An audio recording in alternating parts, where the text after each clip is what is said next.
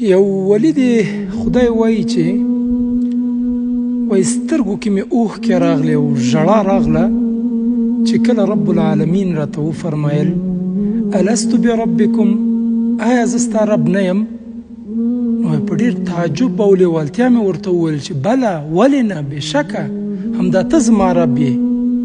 نو بیا یې راته وفرمایل فأین تذهبون، چېرته روان یې؟ په کومه روان یې او زه دې پرېښی یم؟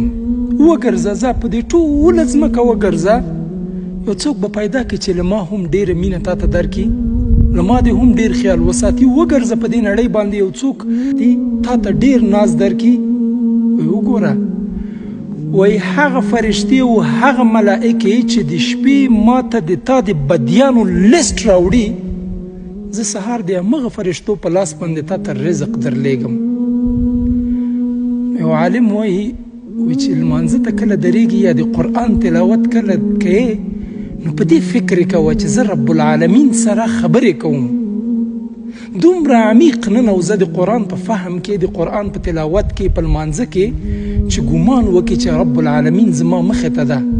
نو ته به داسې جملات واورې، داسې ټکو باندې به د سترګې ولګېږي چې تعجب به وکړي او ګمان به وکړي چې دا اوس رب العالمین زما سره لګیا دی.